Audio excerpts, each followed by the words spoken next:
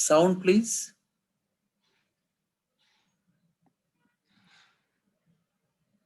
Prabhuji, sound is not coming, so maybe we can start. But your sound is there, only that was not there. Hare Krishna.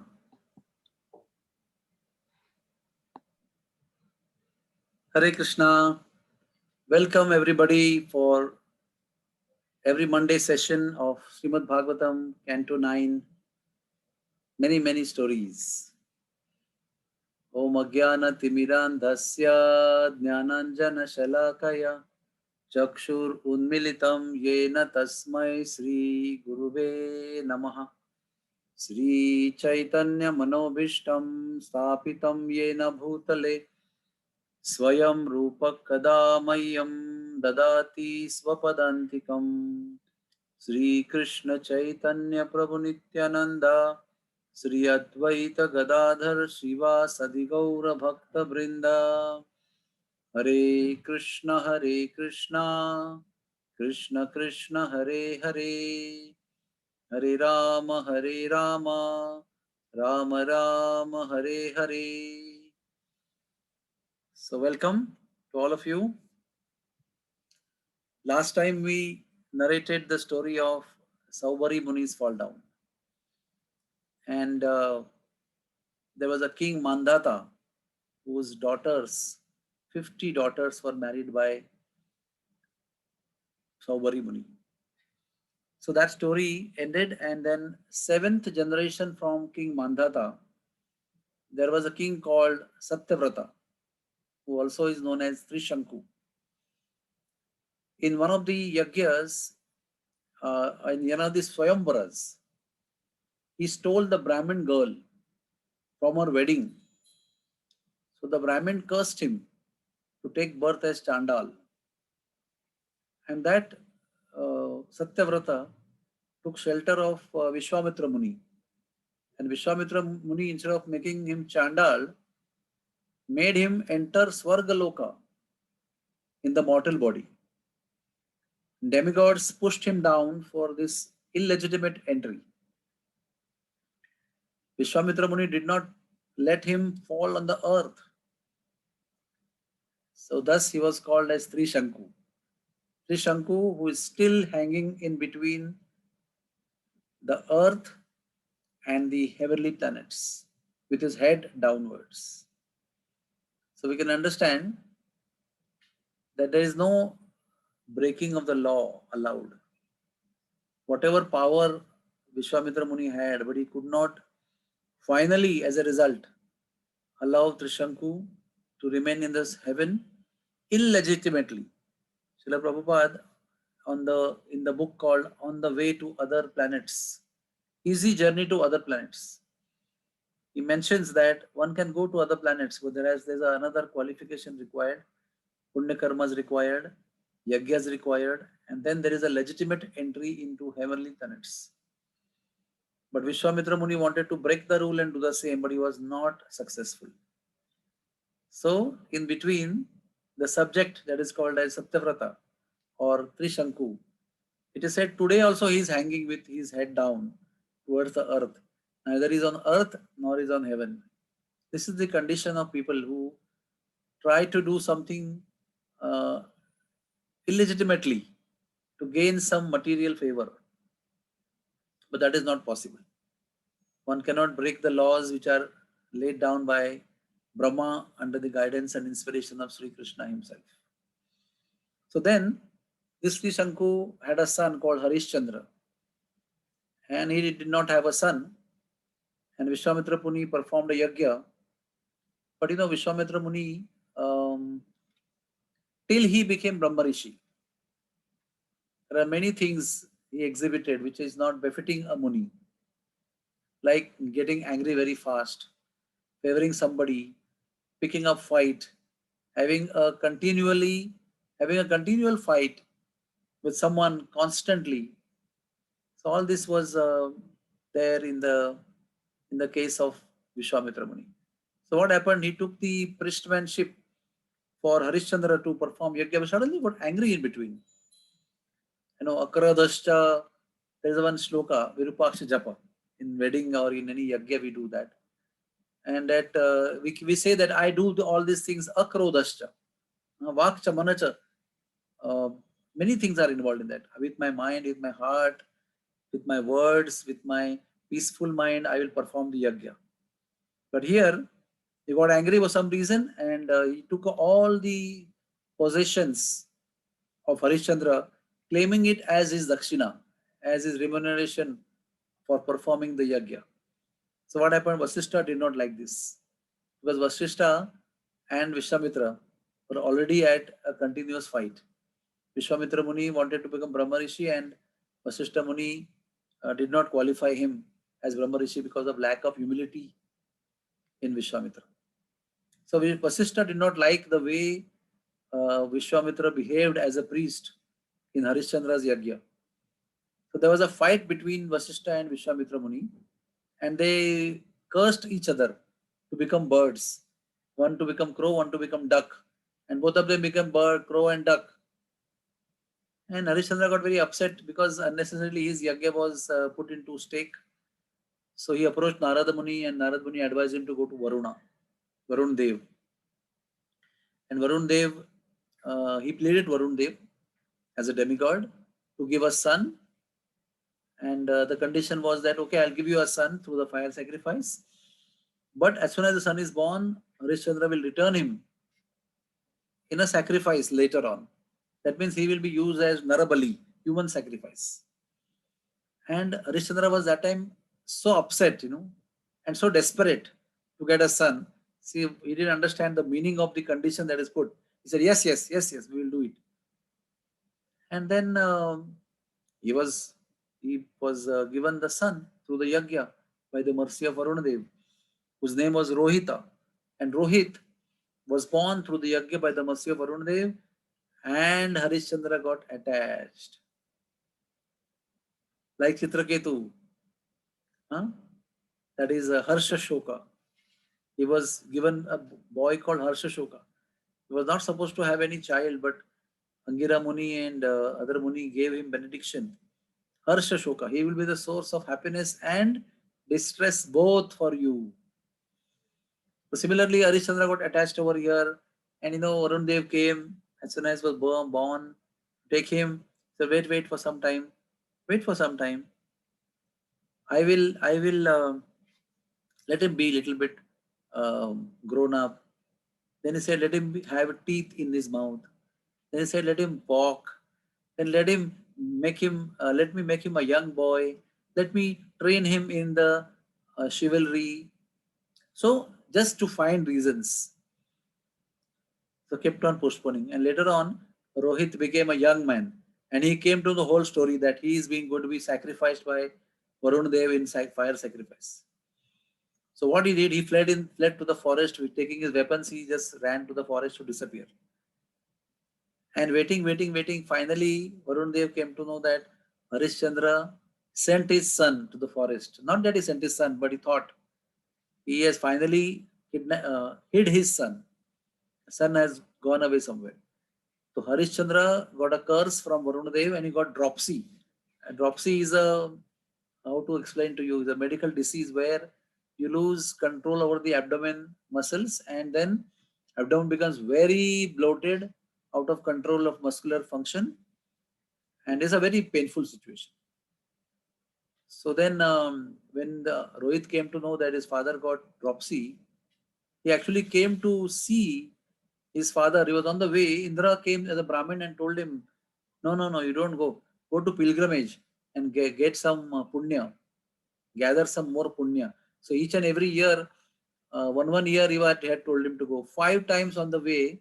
At the end of every year, Indra stopped him and sent him again for pilgrimage. So you can imagine 5 years from then, Rohit performed pilgrimage. And the 6th year, Indra stopped, but still he went. And Rohit came home to see his father. On the way, he purchased a son of Ajigrata, named as Shunashefa, for offering in the yajna. This means Prabhupada writes in the purport that in those days, the custom of buying human beings was there. That means slavery is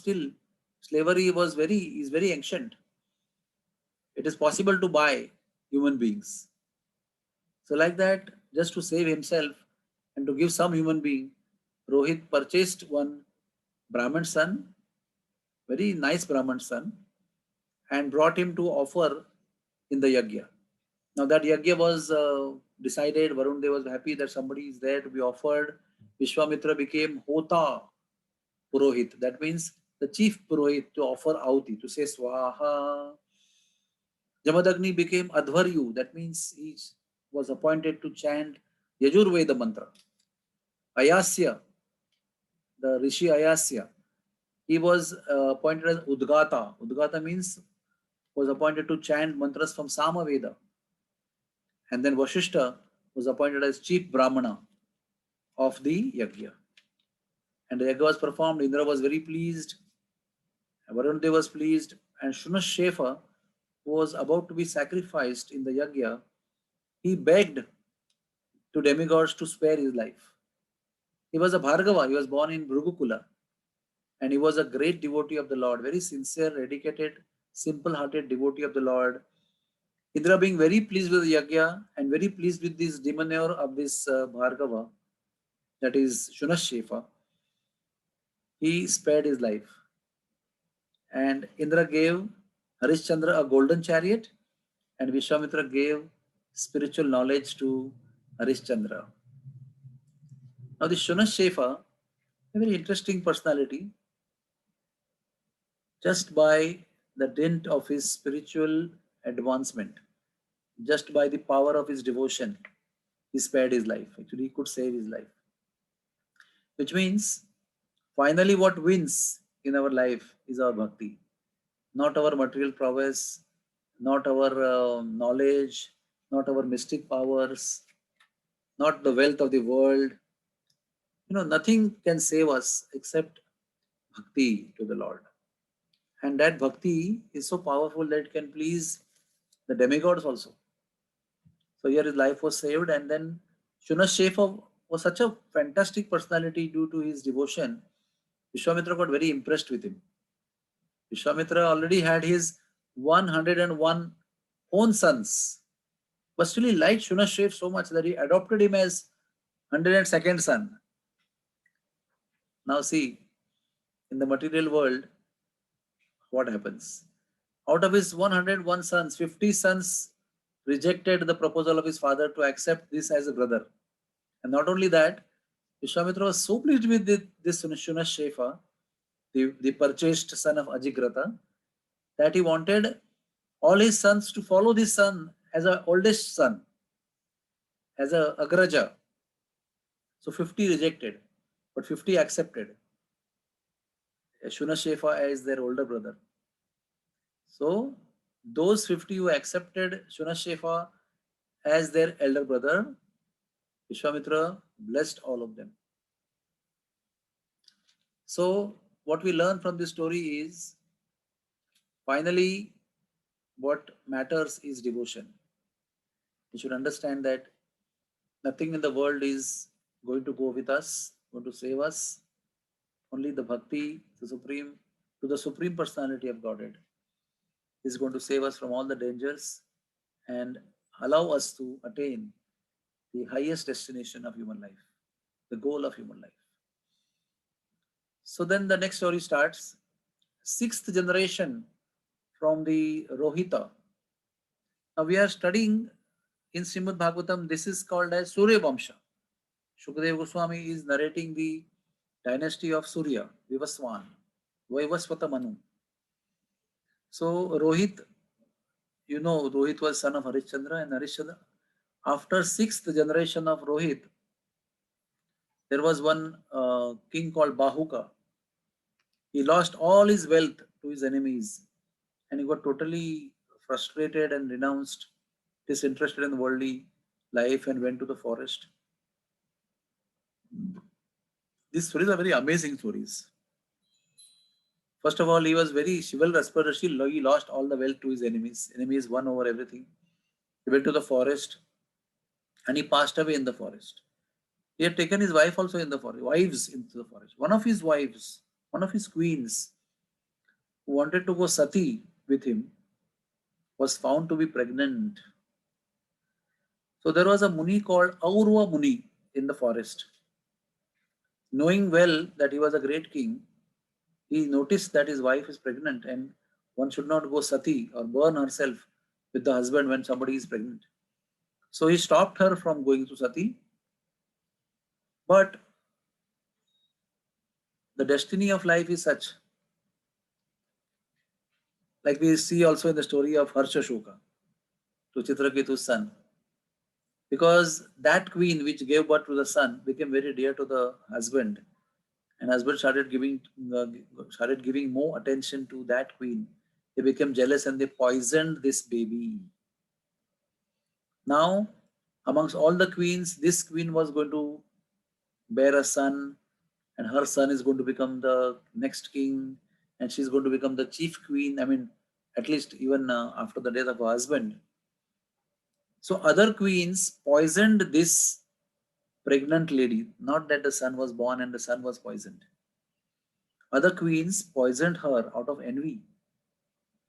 But the power of the child in the womb was so great that along with the poison, the life was born. The poison which was given could not kill the life within the womb, and the child was born with the poison. Sa Garaha. Gara means Garala. Garala means poison. And Sa Gara means with the poison. So who was the king? King Sagar. The famous King Sagar, who is the ancestor of Lord Ramachandra. The King Sagar, you can imagine the bija, the soul was so strong. So he became, by his great qualities, Chakravarti Samrat, the global king of the whole universe. He performed Ashwamedha Yagya. Every great king has to perform Ashwamedha Yagya to become the sovereign king, recognized all over the 14 planets of the universe. Whenever these kind of things are performed, Indra becomes very, very alert and very concerned and very worried and insecure. That's why we have to understand that there is no point in becoming Indra. Because you and me also can become Indra. Any soul can become Indra if they is qualified.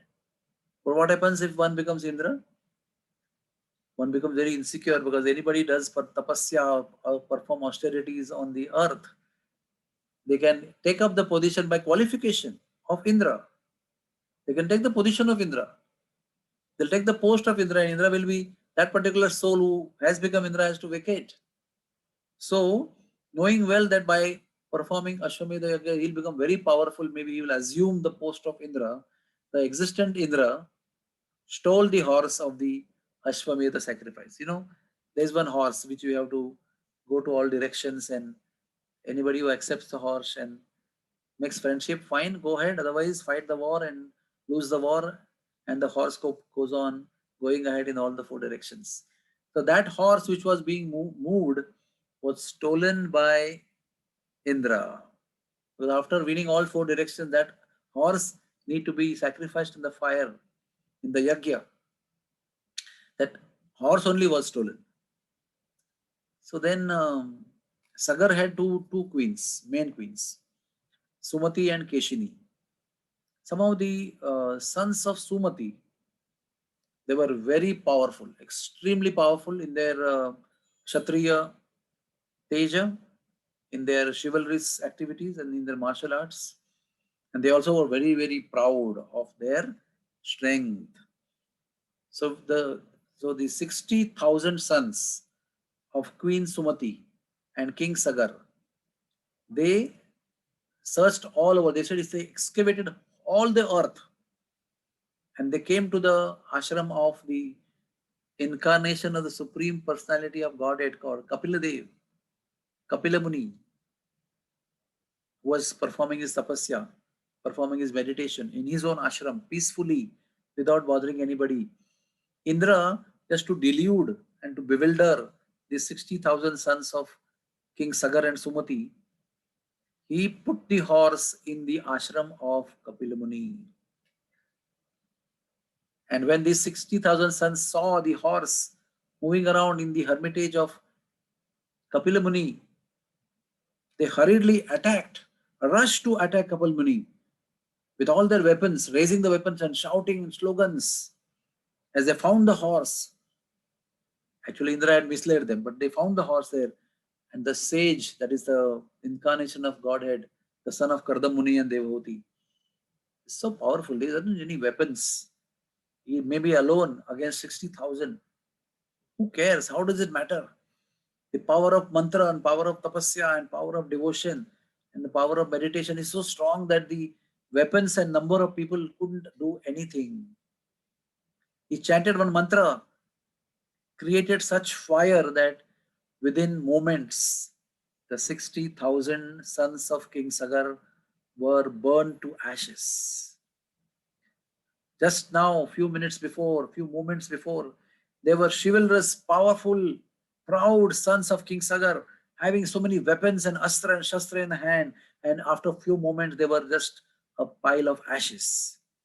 Such a disastrous situation, leading to destruction. Why? Because of pride.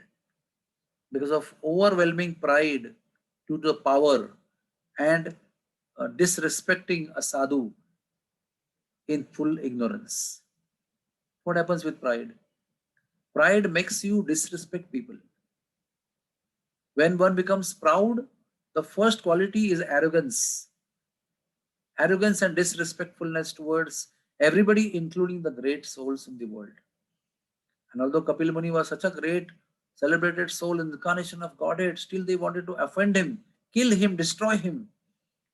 But he just destroyed them within few moments. Then the news spread everywhere. King Sagar was very upset. But of course, the horse was found. So horse was brought back and the Ashwamedha Yagya was done. And then his second son, there are two queens, Sumati and Keshini. So Keshini's son was Asamanjas. Asamanjas had his another son called Anshuman. And Anshuman was very pious. So he was told by King Sagar, because King Sagar wanted to deliver his 60,000 sons. Now they are Anshuman's grandfather. Sagar was his great grandfather. Anshuman was his grandfather. So Anshuman, he had his 60,000 grandfathers burnt to ashes. So Anshuman went to Kapila Muni's ashram, and Kapil Dev Bhagwan, because Anshuman was very respectful to sadhus, not proud as his grandfathers. So he spoke great spiritual message to Anshuman and enlightened him with spiritual knowledge. And then told that I understand that your grandfathers, 60,000 in number, are destroyed by me, burnt by me into ashes. If you want to deliver them, then you'll have to bring Ganga, Mother Ganga from the Vaikuntha, from the feet of Lord Vishnu, to the earth to deliver your grandfathers. Maybe I'm making a mistake here. They were not grandfathers. They were Asamanjas' cousin brothers. So his uncles. Because Sumati and Keshini were co-wives. Sumati's 60,000 sons were burnt. And Keshini's one son called Asamanjas, he had his son called Anshuman. So they were Anshuman's uncles. So with the horse, I told you that Sagar completed the Ashwamedha Yagya, where Anshuman became the king, but was unable to bring Ganga even after a long, strong tapasya. Then his son, Dilip, became the king. And this Dilip was a great devotee of cows. And there's a story of his that how he was a great devotee. Still, he ignored Kamadhenu in the Svargaloka and was cursed. Finally, Vasishtha helped him to serve Kamadhenu's daughter Nandini, and he was freed from the curse of what do you call disrespect, offending a cow. Anyway, so Dilip also was unsuccessful in his efforts of doing tapasya to bring Ganga down. Then Dilip gave birth to Bhagirath, and Bhagirath somehow did such a tapasya, such a severe tapasya that sometimes we refer austerities as Bhagirath austerity, or some austerities which are great and recognizable, we name them as Bhagirath austerities or Bhagirath tapasya or Bhagirath efforts. Any efforts which are extraordinary, we label them as Bhagirath efforts. So such kind of efforts, such kind of austerity, Bhagirath performed, and he pleased Ganga Devi. And Ganga Devi appeared in front of him on earth in a physical form, not in form of waters. So he said, "What do you want?" So Bhagirath explained that 3 generations before, my ancestors were burnt to ashes by Kapil Muni, and when you will come, your waters will come over them, they will get delivered. So Ganga Devi said, "Yes, I will like to come. But who will bear my force? Because if I come with my normal force, maybe the earth will be flowed away like a ball. Earth will not be able to withstand my force. I will pierce the earth at the same time and go to Patala Loka." This is one reason he told. She told, "I will not be able to come." And the next he said, "I will not come because sinful people will take bath in me and I will get contaminated." At that time, Bhagirath gave her 2 wonderful solutions. He said, "I will pray to Lord Shiva to bear your flow and then release you at a controlled speed. Number 2, also saintly people will take bath in you. And when they'll take bath in you, all the sins which are deposited by the sinful people in your waters will be accepted by them. And in fact, by the bathing of pure devotees in you, saintly people in you, you will become purified, you will become glorified, and you will be saved from the sins of other people." So then, Bhagirath had done one great tapasya to please Ganga Devi. He did second tapasya to please Lord Shiva. You can imagine how long years he did tapasya. One tapasya has to bear fruit with the fruit of another tapasya. So Lord Shiva was pleased. And Lord Shiva was very happy to bear Ganga because she was Vishnu Padagamini. Why he was so eager to accept Ganga on his head, in his jata, in his matted hair? Because Ganga ji is coming from the toe of Lord Vishnu. That is why she is called as Vishnu Padagamini. All purifying waters, celestial waters. Disease gets completely lost when you drink Ganga Jal every single day. No disease can remain in the body if one drinks Ganga Jal every single day. So then, Lord Shiva accepted Mother Ganga's violent speed. And finally what happened? Ganga Devi also was very great devotee of the Lord. And she knew Lord Shiva is a great devotee of the Lord. Vaishnavanan Yatha Shambhu. In the same shloka in Bhagavatam it is said, among all the rivers, Ganga is the best of all rivers. And among all the Vaishnavas, Lord Shiva is the best Vaishnava. So both of them knew each other's glories. So Ganga Devi didn't want to leave only the matted hair of Shiva. She wanted to associate. Then there is another pastime which made Lord Shiva release Ganga from his matted hair in a very controlled speed. And then on the way, Ganga flooded the ashram of another Muni called Janu Muni. Just because of her speed. His hermitage was flown away by the flow of Ganga.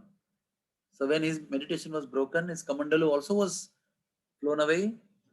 At that time, he drank all the Ganga. It was so powerful. Ganga may think my speed is going to blow away the earth as a football. or I'll pierce the earth and go to Patal Loka. But a human being living on earth, by the power of his devotion and tapasya, could swallow the whole Ganga. The whole waters disappeared. Bhagirath was following ahead and Ganga was going from behind. And then what happened? Bhagirath had to do third tapasya to please Janu Muni. And Janu Muni was pleased by the prayers of Bhagirath, King Bhagirath. And then he released Mother Ganga from his ear. And that's why she was called as Jannavi, the daughter of Jannu Rishi. And that's how she went ahead. And further, then Bhagirath led her to the pile of ashes in front of Kapil Muni's ashram. And when the water of Ganga flow over the pile of ashes, all the 60,000 sons of Sagar, the ancestors of Bhagirath Raja, were delivered to Swarga Loka. They were not delivered to Vaikuntha Loka. Please notice this point. Because they did not do any tapasya, any worship, any devotion. In fact, they were very proud and arrogant. But even though they were such human beings, by the mere touch of the waters of Ganga, they were sent to heavenly planets, the higher realm of the universe. So it is explained in Srimad Bhagavatam that what to speak of worshipping Ganga, if just without worshipping Ganga, if the touch of water is there to the ashes of somebody, then person can get Swarga Loka. What to speak of those people who worship Mother Ganga? Mother Ganga, if she is worshipped, she gives liberation from the material bondage itself. That means she gives moksha. The person who worships Ganga, he will be freed from the bond of repeated birth and death. And what to speak of a person who worships the Supreme Personality of Godhead and worships Mother Ganga in a place called Mayapur. See, this is an important point. Mother Ganga was offered a benediction and she had the power to deliver anybody and everybody from all the sins if someone takes bath in her. It is also given boon to her that whenever you will go, all the banks of yours, 2,500 kilometers on earth itself, what to speak of her journey in the Brahma Loka down to Swarloka and down to Swarga Loka and so many other lokas. I'm talking about only the earthly planet. She has got an expanse of 2,500 kilometers. And all her banks are called as holy places. Only few names we know, but every single bank, right? All the 2,500 kilometers of distance where Gangaji is going, that is called as holy place, Tirtha. And one who takes bath anywhere on the track of the Ganga will be freed from sinful activities and reactions. But when Mother Ganga enters Mayapur, Navadvip Dham, where Lord Chaitanya Mahaprabhu appeared and performed his pastimes for 24 long years, bathed in the waters. With his devotees also he bathed, he jumped in the water, had water pastimes in childhood, and so many other beautiful pastimes in the waters of Ganga. Such kind of Angasanga. Angasanga means physical association he gave Mother Ganga. That in Navadvip Dham, for whatever distance Gangaji flows, she divides into many branches and creates 9 islands. And again she unites and goes further and leaves Navadvip Mayapur. In all Navadvip Mayapur, wherever one takes bath in Ganga or any of her tributary, not only sinful activities, but also punya karma, pious activities are taken away by Ganga. And not only Papa Punya is destroyed, but Mother Ganga in Navadvip Dham bestows one with Krishna Prema. Prema Pumarto Mahan, the Pancham Purushartha, the ultimate goal of life, the highest achievement in a human life, that is love of Godhead, is bestowed by Mother Ganga. You have to understand that. So Srimad Bhagavatam in this chapter, 9th canto, describes how Mother Ganga appeared on earth. Now on Mother Ganga we can speak for hours and hours and hours together. And interestingly, when Lord Ramchandra later appeared in the same Vamsha, in the same dynasty, after a few generations Lord Ramchandra appeared, And when he was being taken away by Vishwamitra Muni with Lakshman, no, not with Lakshman, Vishwamitra Muni took Lord Ramchandra to kill Tadaka, Subhahu and Marich. Marich was not killed, but Tadaka, Subhahu were killed. After that, Vishwamitra Muni crossed Sharavi River. And while crossing Sharavi River or Ganga River, Lord Ramchandra asked about Ganga. How did she appear? And the same story which is now in Bhagavatam is narrated by Vishwamitra Muni to Lord Ramchandra, how Mother Ganga appeared. So the story of Mother Ganga's appearance comes in Ramayana also and Srimad Bhagavatam also. Now we go further.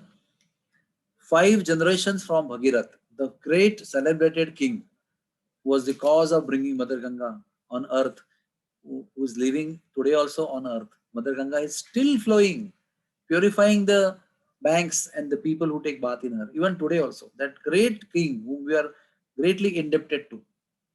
In Gangotri, there is one Shila in Himalayas. There is one rock on which he sat and did tapasya. That is called Bhagirath Shila. It's a very beautiful place. So 5 generations down the line from Bhagirath, there was a king called Rituparna. And the 3rd generation from Rituparna was a king called Saudas. Now this story is interesting. Saudas killed one Rakshas, one demon, and there were 2 brothers of the demons. One brother was killed by Saudas and then spared his brother Rakshasa. That brother wanted to take revenge at the demon. So he disguised and became a cook in the kitchen of King Saudas. And one time, very interestingly, you know that generations after generations after generations after generation, Vasishtha and Vishwamitra lived. They were always there. You can see them. Vasishtha Muni became the guru of Lord Ram also. Vasishtha Muni came into existence in Brahmaloka as a son of Lord Brahma, or son of Lord Brahma. That is Maricha's son. But he is seen throughout all the generations of Surya Vamsha. So Vasishtha is still existing.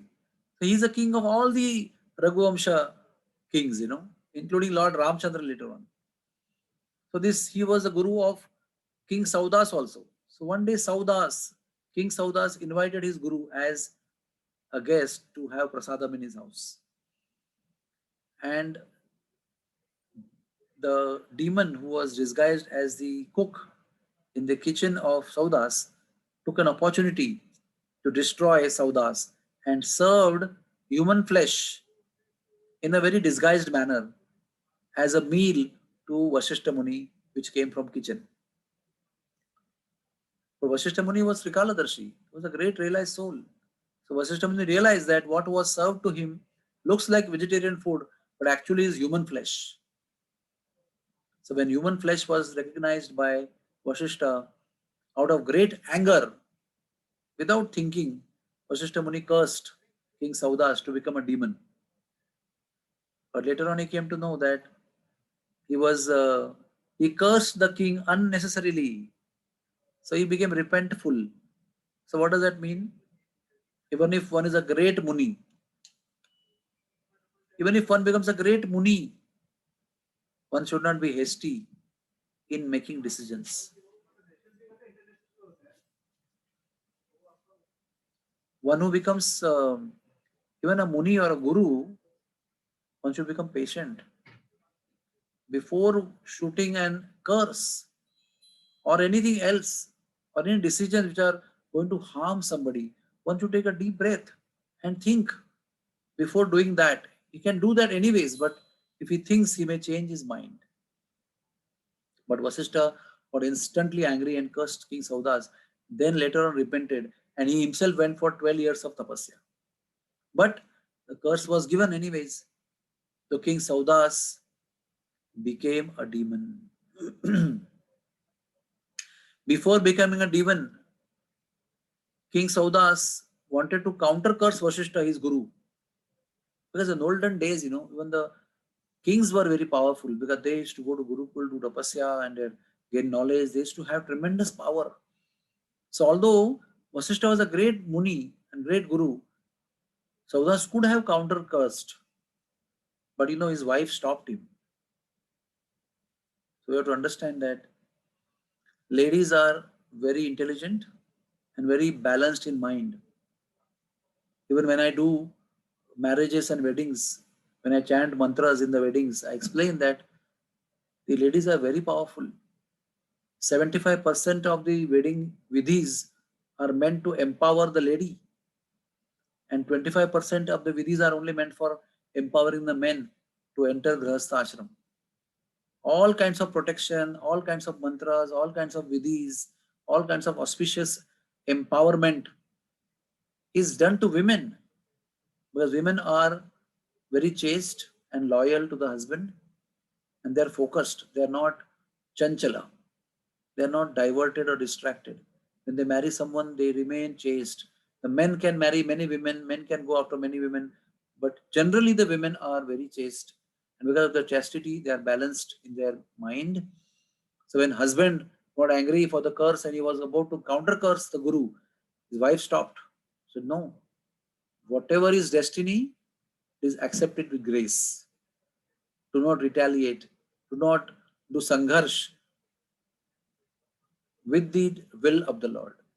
So thus he stopped, he didn't curse Vasishtha, but he developed a big black spot on his leg called as Kalmasha Pad.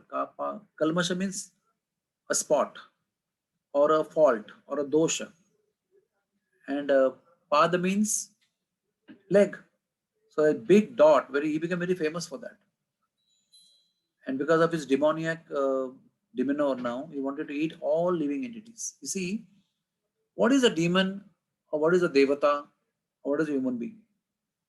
It's a mentality.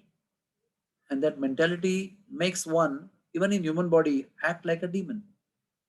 So it's not that when demons, every demon has to have two horns on his head and teeth coming out of his mouth and look very ghastly with red hair and red eyes and all these kind of funny things. Or have a body which is touching the sky. That's what we think when we think of a demon. But here we understand that he had the same body, but he became demon because his mind was actually the who received the effect of the curse. His mind was affected by the curse. The mind became demoniac. So from the same body, he started acting as a demon, and then he wanted to eat all the human beings on earth. So at one point of time, was wandering in the forest as a demon. There was a Brahmana and Brahmani. They were having their private time in the forest. They were living in their hermitage and they were uniting together with the desire of having a son. And the Brahman was about to impregnate the Brahmani. But this demon Saudas, in this situation, stole the Brahmana for his food. And then Brahmani pleaded him pitiably, please save my husband. Please save my husband. He has not yet given, he has not even impregnated me to make me pregnant to have a son. So please leave him. I am desirous of having a son. But due to the power of Vasishtha's curse on his mind, he did not budge, and in front of her eyes, he ate the Brahmana. So the Brahmani also was a Brahmani, was very powerful. So she cursed Saudas. You will die when you will attempt to unite with your wife to beget a son. It was supposed to be 12 years. King was supposed to be demoniac or demon-like. So after 12 years of living like a demon, he became free of the curse. He came home to his wife, Madayanti, and naturally after a long time he came home. He wanted to unite with her and please her by giving her a son. When they came too close and he was about to discharge his semen, Madayanti stopped him, reminding him of the curse. Again, second time, she demonstrated the presence of mind, the balanced mind, the caring mind for the husband. Otherwise, she would have got impregnated, she would have become pregnant to have a son, but she would have lost her husband. So she stopped him. At that time, Saudas became very, very detached. He lost all the attachments. He gave up sexual activity. And he remained, of course, without a son. So, again, these are all the old customs, ancient customs. You know that when Amba, Ambalika and Ambika lost their husbands, Ambika and Ambalika lost their husbands due to various reasons. Satyavati, who was the wife of Shantanu, called her son, the first son, Vyasadev, Vedavyas, to impregnate these two queens. It was an ancient custom, the pure devotee could do that. So Vasishtha Muni impregnated Madayanti. She became pregnant and delivered.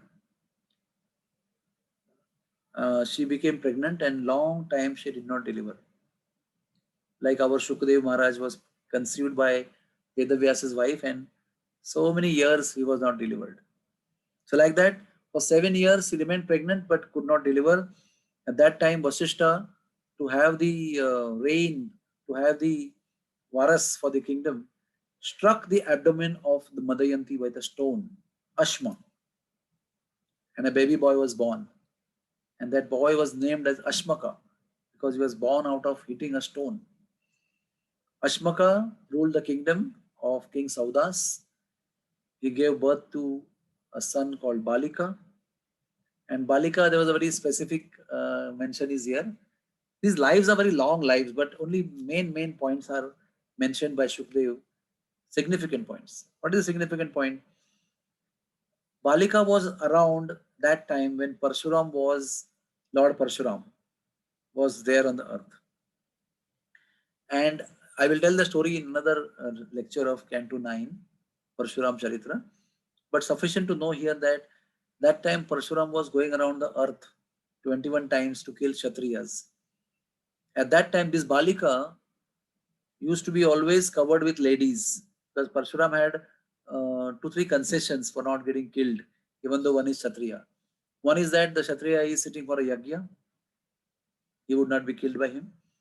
Or if Kshatriya is getting married, or a Kshatriya is covered by ladies, encircled by ladies, Kavacha. So he was called as Nari Kavacha, King Balik. That's how our King Dasharath was spared every time, because every time Parshuram would pass by Ayodhya, King Dasharath would sit for wedding and he would marry one more, like that. He married many queens. Okay, so he was spared by Parshuram, not killed by Parshuram.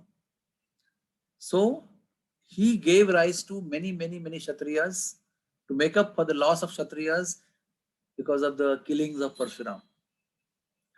So that's why Balik is important, because Balik was at the same time when Parshuram destroyed almost all Kshatriyas except Dasharath and few other kings. So he created many Kshatriyas to replenish number of Kshatriyas. So he is called as Mulaka.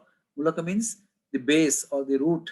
The root of all the existent Kshatriyas was Balika, because all the Kshatriyas that time, most of them were because of the birth given by Balika. So this Balik, 4th generation from Balik, was King Khatwanga. Now he was very famous. Maybe we'll today end our story at King Khatwanga, because very important story and very story which is full of lessons for all of us. So 4th generation from King Balik was the King Khatwanga. And Khatwanga was a very chivalrous, very powerful king, invincible, indefeatable king. So he naturally became the king of the whole universe. And then demigods, always they constantly, from the time of creation of the universe, the demigods are fighting with demons. Very interesting. Even today also we don't have people with horns and big teeth coming out of their mouth. But there are demons. And there are people who are devotees like demigods. And this fight between demons and demigods is eternal. Deva Asur Sangram is eternally going on, and it will eternally go on till the existence of the material world.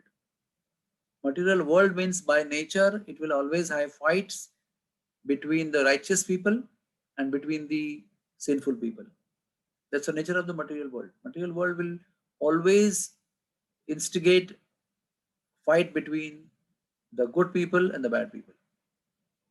And who follow those people who follow dharma, they will be always victorious. Demons will be defeated. But after some time, demons will again come up. Adharma will come up and destroy the kind of power of dharma. Again, dharma will come up, and again, Lord will incarnate. Yada yada adharmasya. This goes on perpetually in the material world. That's why material world is not a good place to live, because always there is a sangharsha, struggle between righteous people and bad people. So anyways, such one of the war between demons and demigods was taking place. Very fierce war at that time. The demigods, that is Indra, the king of demigods, called Khatvanga, King Khatvanga, to fight from their side.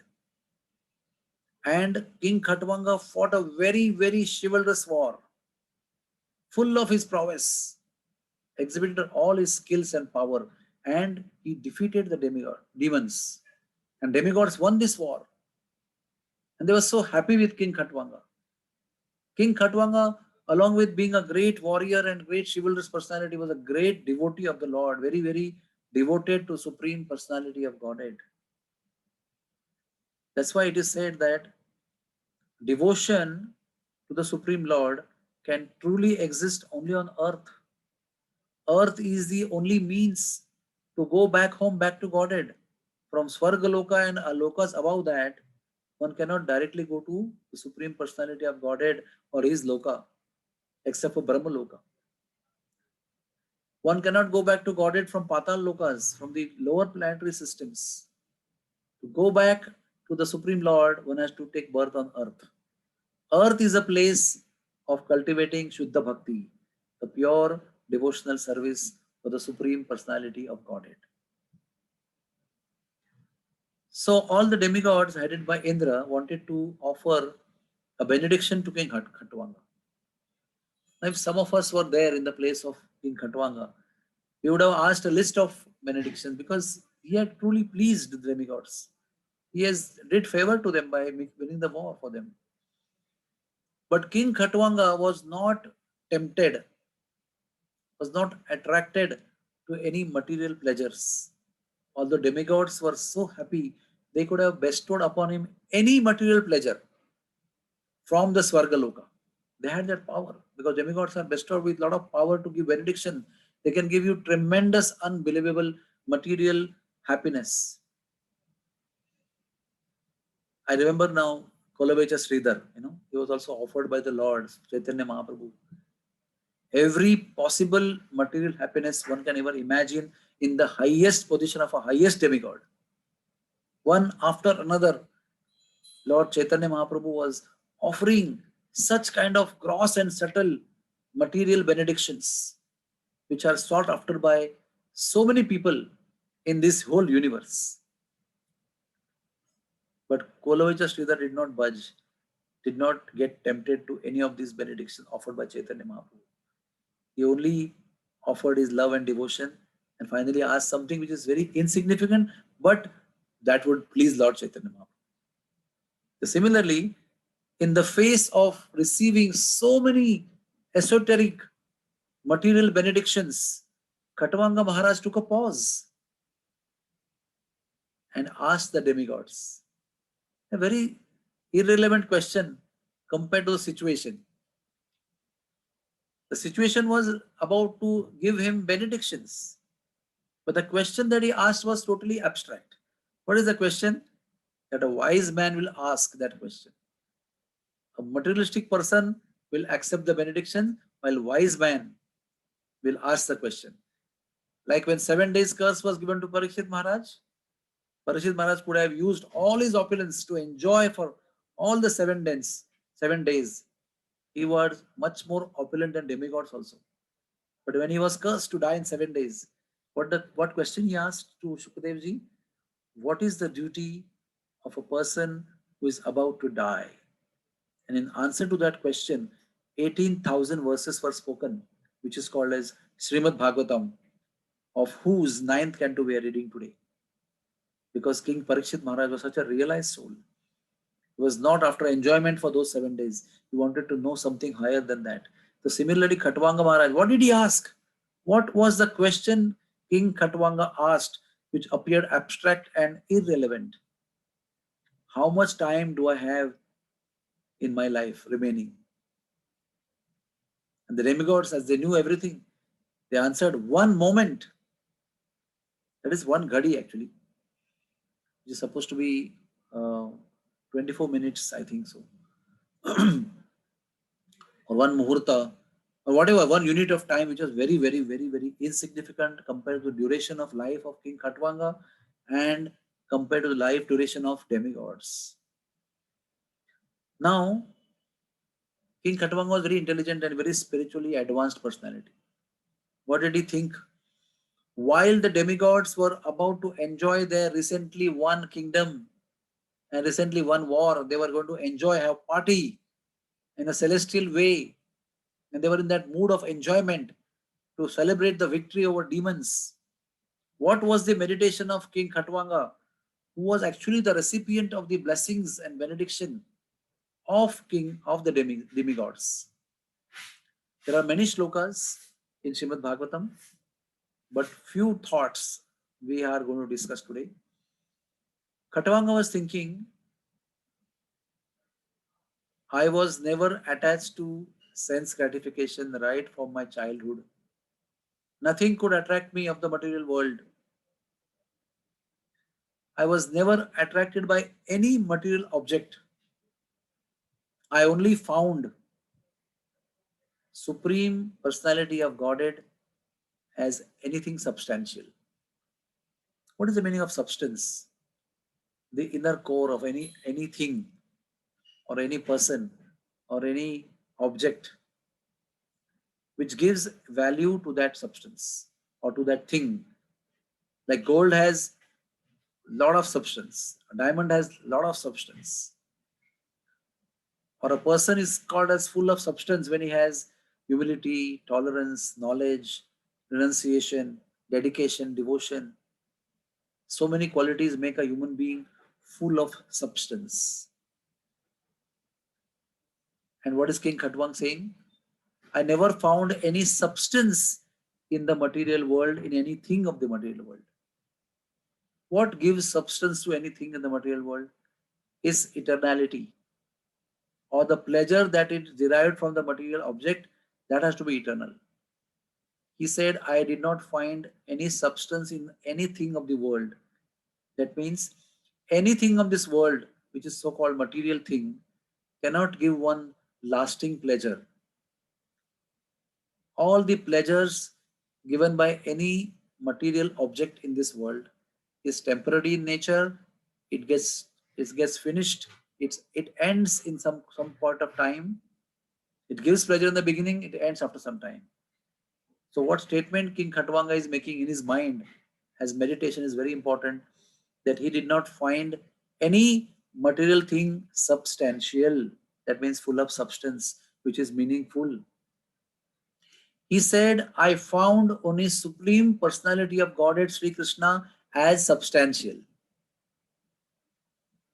Why substantial? Because Lord is the source of pleasure which is eternal. One who derives pleasure in the Lord or from the Lord can never get end of the pleasure. The pleasure coming from the Lord is eternal because it is divine and spiritual. It's transcendental. The pleasure coming from the Lord is not bound by the 3 modes of material nature, Sattvagun, Rajagun, and Tamagun. The pleasure which Lord gives is Trigunatita, beyond 3 modes of material nature, which is called as transcendental. And the nature of the soul that you and me are is also spiritual. They are also transcendental. By nature, Nityo Nityanam Chetanas Chetananam Eko Bahunam Vidudhati Kaman. So, I don't want any material facility while the demigods are ready to bestow upon him unlimited, because there are many demigods. There were Indra, there were Chandra, there were Varuna, there was Soma, there were so many demigods were there. They all Ashwini Kumaras, they could have given him choicest of blessings. to enjoy material world and objects of sense gratification. But he said, I do not want any material facility, but I only want Supreme Personality of Godhead. And I want pure devotional service to Supreme Personality of Godhead. This is what he was meditating. While so much of temptations were available to him right in front of him. But he was so determined and was such elevated and transcendental personality. He said, I don't want any of those things. Na dhanam, na janam, na sundarim, kavitam va jagadish kamaye. Mama janmani janmanishware bhavatad bhaktir ahetuki tvai. Then one important statement he made in his meditation. Now one may question how we know his meditation, what is going on in his mind, by the mercy of Shukadev. Because Shukadev Maharaj was visualizing all the pastimes which he was narrating. He was not talking what he had memorized. He was narrating what he was visualizing, the drishtanta of his own soul. So therefore he was revealed the meditation of King Khatwanga. So what statement is making here very important? He says, even though one is demigod, and even though they are situated in a superior position in the material world, in the higher planets, in the universe, what is the predicament they have? Their mind and senses and intelligence are always agitated by the desires of sense gratification. So, whether we are demigods, or whether we are demons, or whether we are human beings, what is the biggest flaw in material life?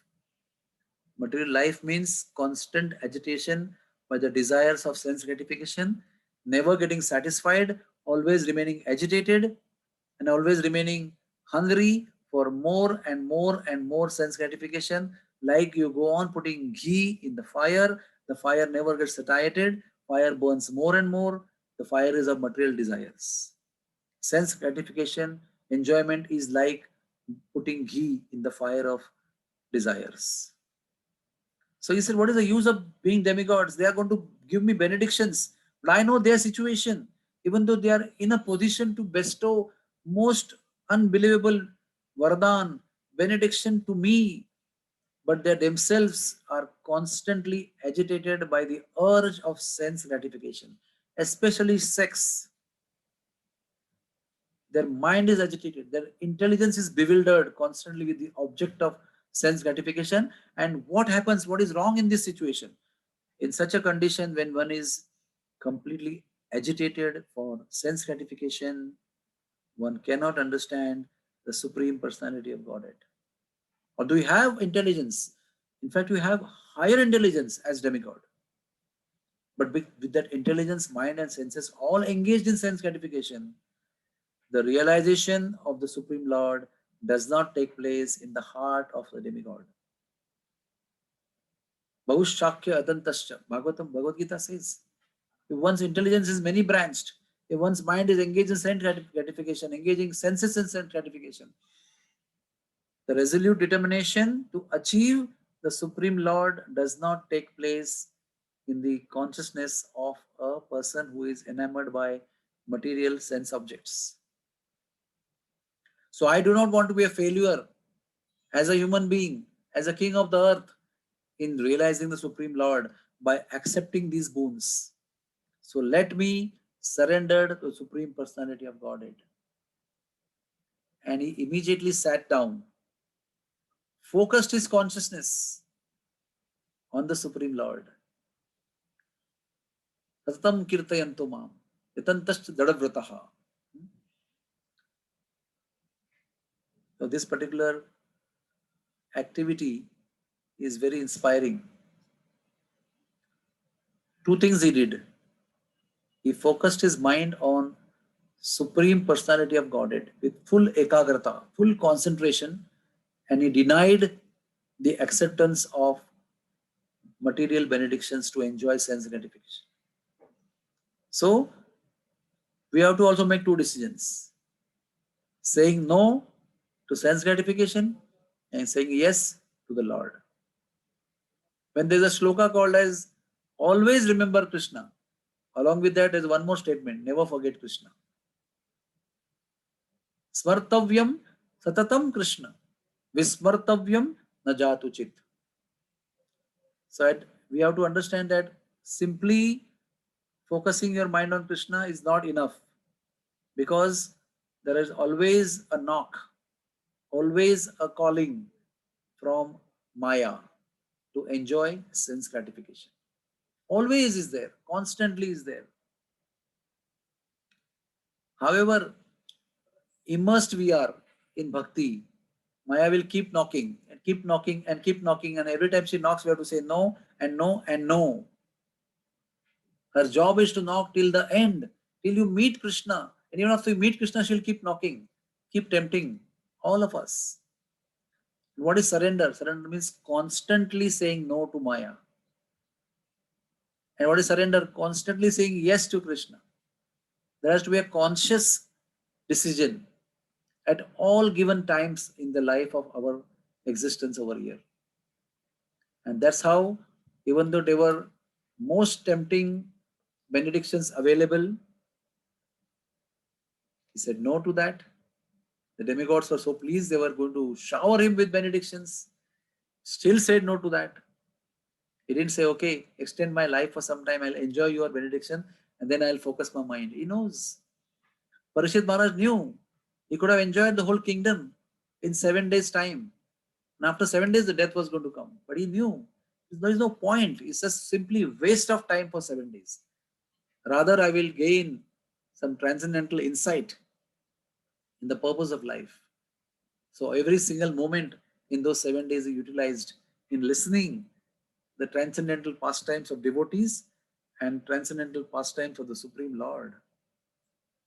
Similarly, that one muhurta which was remaining, he did not waste in doing anything nonsense. He simply surrendered his consciousness and focused his mind on the Supreme Personality of Godhead and went back to Godhead instantly.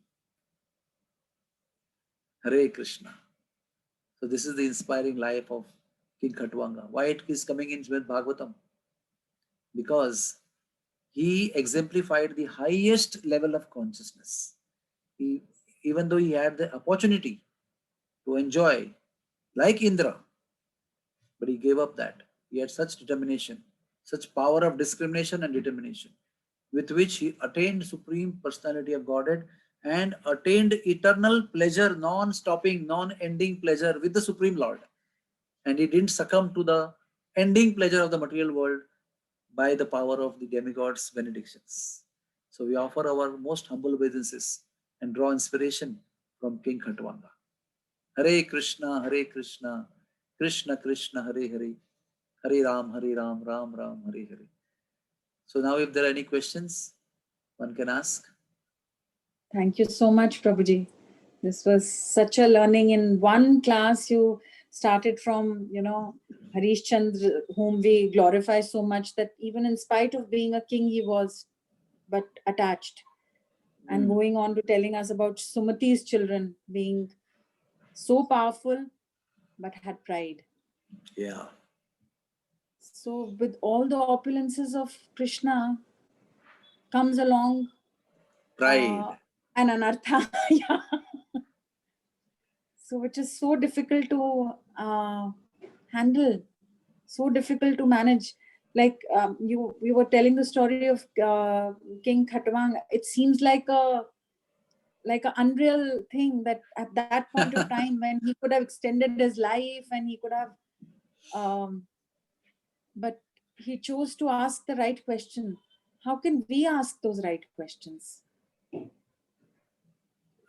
Before I answer this question, I would like to say that when lot of material prowess comes, what we generally do is we take the material prowess and forget the giver of the prowess.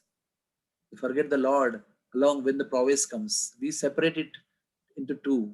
Lord, you remain away, let me enjoy. That time the pride comes. Khatwanga also had a lot of power. He was so powerful. He defeated the demons and made the demigods victorious. So he also had power. But he was not proud because he was surrendered devotee of the Lord. That's why if you want to avoid pride, we may enjoy, like Pandavas enjoyed the material world as a king, as kings.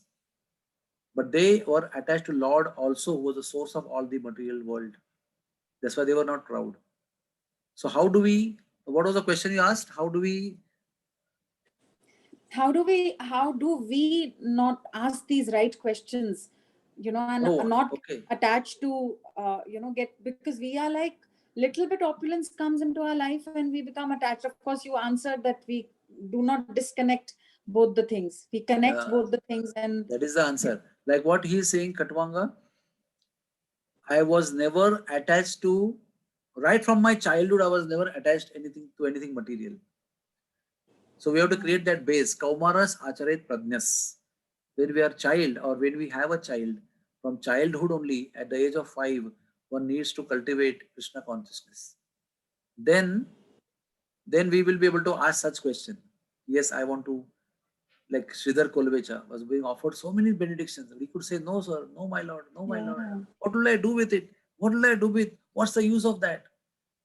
When one has the higher taste, huh? Rasopium, that means the higher taste when one derives, all these things become insignificant. So from childhood, we have to cultivate the higher taste.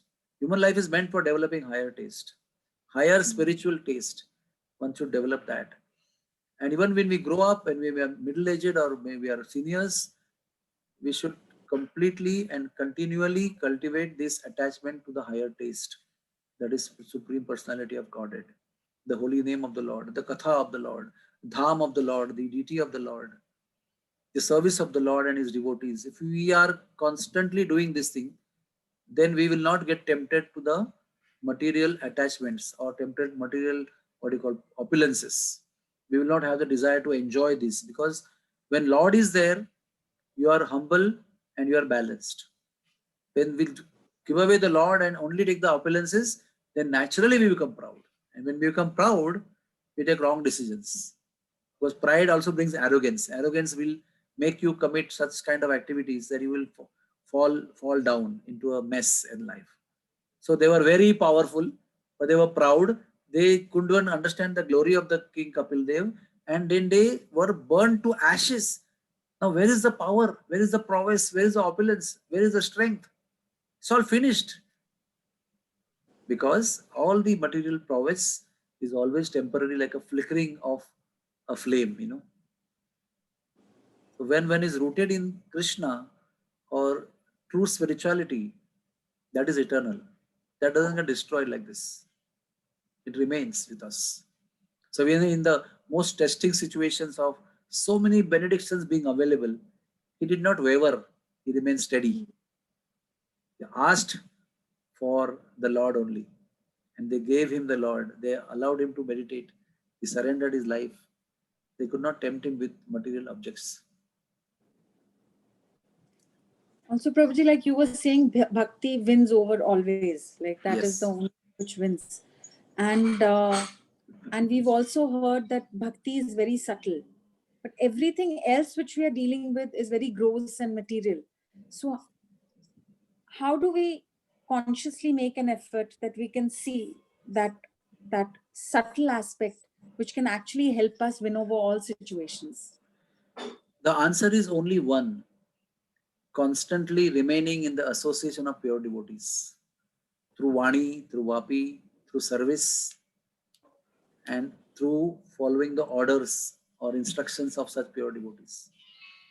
See, we may not get physical association all time, but if we are following the instructions of the pure devotees, then we will be always having that power of discrimination to reject and to accept, to reject unfavorable and to accept favorable. That is the formula for always remaining in transcendence. We may not have to be poor for that, not to become proud. We can be the richest most person. But when we are in the company of sadhus like King Ambarish, Lord Ramchandra himself, so great kings in the past, Pandavas, they never gave up the company of sadhus. Even in the forest, they made Shandilya Rishi as their guru, as their Kul Purohit on Lord Krishna's instruction. When they went to forest, because the Kul Purohit in the Hastinapur could not accompany them. So in the forest, they made Shandilya Muni as their Purohita. So they never gave up the company of sadhus. Even there they were serving sadhus through the Akshay Patra. So whether you're in the forest, whether in the home, Grihe Thako, Vanne Thako, what is the formula? Sada Hari Bole Daku. Chant the holy name and serve the devotees. Be with the devotees, hear from them. Even when you get up in the morning, I'll request you, you may not have taken bath, you just got up from the bed, pick up the recorder, start the lecture of some sadhu or Guru Maharaj and take that into bathroom and then spend your time in bathroom hearing the lecture. Such kind of utilization of time we should do in life. So that every available moment, every available time, minutes, half an hour, hour, whatever we are having available, we should utilize in associating with sadhus. Or as ladies, when you are cooking, your hands are busy, but your ears are free. You can put the lecture of a sadhu and learn while you are cooking also. So Shravanam is the most important thing, and that is how we associate. That's how we get pure consciousness, pure unshakable consciousness with full determination we receive through remaining in constant association of pure devotees, and also not only listening to them, but serving them also. Serving them to the level of pleasing them. Like Shabri was doing most menial service to sadhus in jungle, but she pleased all of them. She pleased her Guru Matanga Muni. In fact, he was not her Guru. She pleased him. And then at the end of the Anushthan, he accepted her as his disciple and blessed her that you will see the Lord, Supreme Lord in this lifetime only, Lord Ramchandra. So she was not very qualified, not by caste, not by birth, not by knowledge, nothing. But she pleased the sadhus, she associated with them. She heard them and she served them and she pleased them. And because of that, she became so celebrated lady. Today also we talk about her, constantly about her simplistic devotion. So sadhus are the most important part in our life. Whatever we may be poor, or we may be very kingly or opulent, we may be knowledgeable, very skilled and very highly materially proficient. But without sadhus, our life is a zero. And having sadhus in our life is the greatest of fortune. Is greatest of opulence to have sadhus, to be connected with so many sadhus who are sincere souls. And if you are such kind of rich people, then nothing can touch us. No temptation can overcome us. That is the point. So probably one more thing I'll ask. Please ask. So also you mentioned in the case of Saudas and his wife and the result of the sins you were talking about, that he received a curse and which directly affected the mind. Yeah. And these days when we look around, it's you see we've heard that the greatest disease of this century is going to be that your mind will be. So and there's a constant struggle going on. The demigods and devtas fight, we are not seeing, but there's a constant struggle between us in the mind, that there is a constant struggle going on. So how do we so this is a curse for all of us. This is a curse we have. It's not the curse. It's everything. Actually, the material life is a curse only. Our whole existence in the material world is a curse, is the effect of a curse. But very interestingly, you will know the Satya Yuga, the demons and the demigods were on the different planets. In Treta Yuga, they were on the same planet in different countries. And in Dwapar Yuga, they were on the same country in the same family. Like Kauravas, Pandavas in the same family, they were cousins.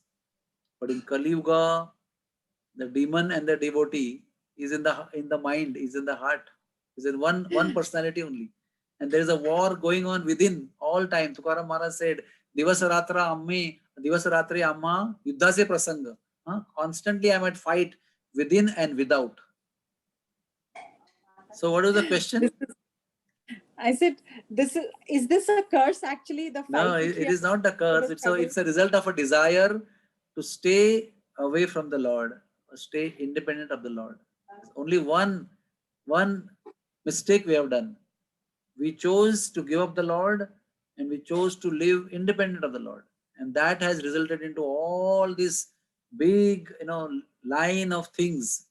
accept, fall down from spiritual world, acceptance of material body, of birth and death, three gunas influencing us, three with the tapa, adi bhautika, adi daivika, adi atmika, klesha falling on us, creating karmas, creating reactions of karmas, getting bound in the fruits of reactions of a karma, and perpetually birth after birth after birth, suffering in the material world is all because of one thing, that I don't want to live with the Lord as his obedient servant.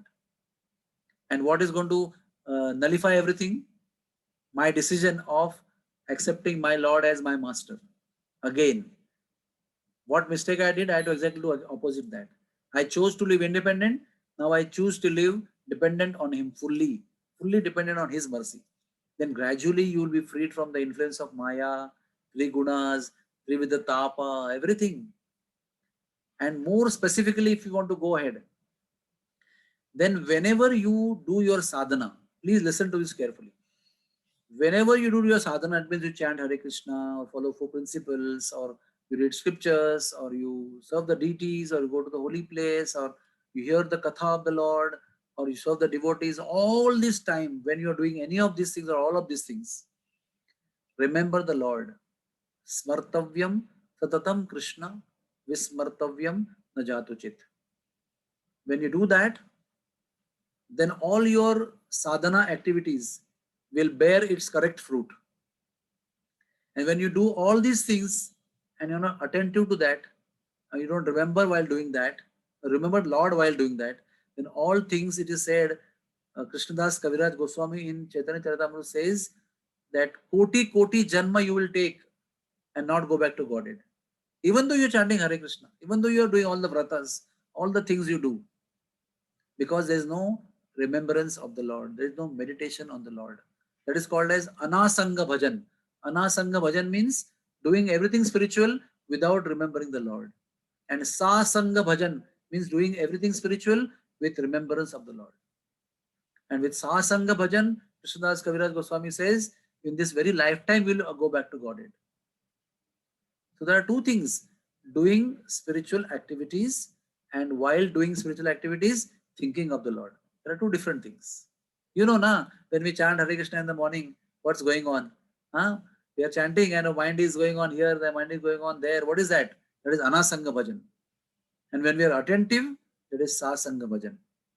That is going to be Samsiddhir Haritoshanam. When that will happen, the Lord will be pleased. And then we will be able to cut the material knot of birth and death in the very lifetime and attain the lotus feet of the Lord. Thank you so much, Prabhuji. This Hare has been Krishna. like such a beautiful session with you. I'm really grateful personally. I'm quite sure so many others have benefited by this. I hope whatever you have told us, association. Yeah, anybody else has question? Narayani Kripa Mataji, Aruna Pal, or anybody else? Madan Manjari. If you have question, you can ask. Oh, Charita Shetty also is there. Hare Krishna. Hari Bol. Anybody has Any question is there?